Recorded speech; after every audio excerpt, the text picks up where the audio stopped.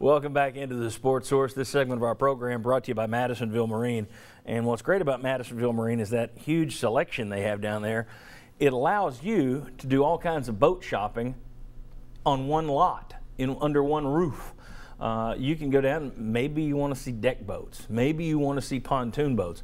Well, you don't have to go to two different dealers. Most places, we deal in this or we deal in that. They got everything, fishing boats, john boats, deck boats, pontoons, you name it, they got it. Madisonville Marine. Get down there this week and check them out on Highway 411 North in beautiful Madisonville in beautiful Monroe County. All right. Can you tell I've got family in beautiful Madisonville and beautiful Monroe County? Everyone is expecting big things from Josh Dobbs this fall. He's the big man on campus right now. Certainly after the Tax Slayer Bowl, his stock shot straight up. A lot of UT quarterbacks in recent history, though, have entered the season popular and not exited that way. Or they've entered their career with popularity and not exited their career with popularity. Let's take a look back here. Now, those small names right there just to fit them in, but you look at how many times Tennessee in the recent years, last 16 seasons, they've had to use 2 or 3 quarterbacks in a year. A lot of guys in there.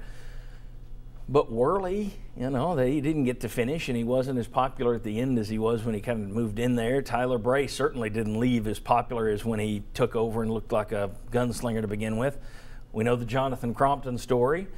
Eric Ainge was not popular, you know, and it was great. He was a very good quarterback, but people wanted to see Jonathan Crompton run the whole time he was in there, and then they got to. Then the Brent Schaefer was supposed to be all that in a bag of chips. Yeah.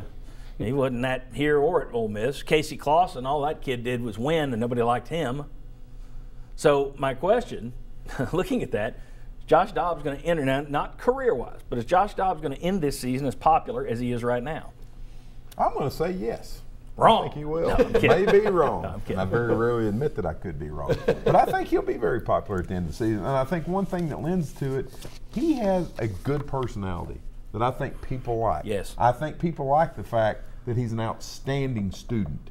I mean, above being a good student, outstanding student in something that I probably can't even read the math questions that he does. So I'm going to say that he's going to have his ups and downs, but yes, he will end this season on a popular note. I think the same thing. And goodness, what can he do? That pi theorem to the 48th digit or something Right. ridiculous. But he's very smart. He's athletic. He's going to make plays. He's fun to watch. He's going to have a really good supporting cast, I think, with the running game. I do think the receiver is going to be better than what they've shown in the spring. But I think that he's going to put up a lot of numbers, and he showed signs of that this past year. And again, when he was at quarterback for Tennessee, even though the run game totals for the year weren't very good, when he was a quarterback, they averaged over 200 yards rushing a game. And I would expect them to do that again this year. Guys?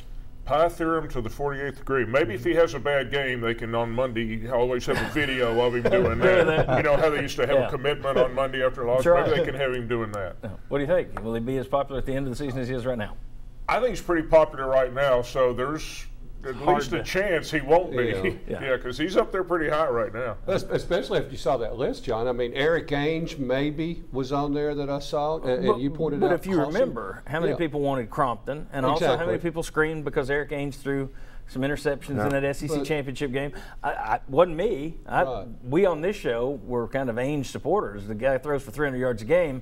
I didn't see what there was to complain about, but some folks who used to write for the Sentinel might live out of state now. They had their issues. To Bob's point, you know, I had the chance to talk to Josh recently at the Ace Miller Memorial Boxing thing, and he carries himself so well.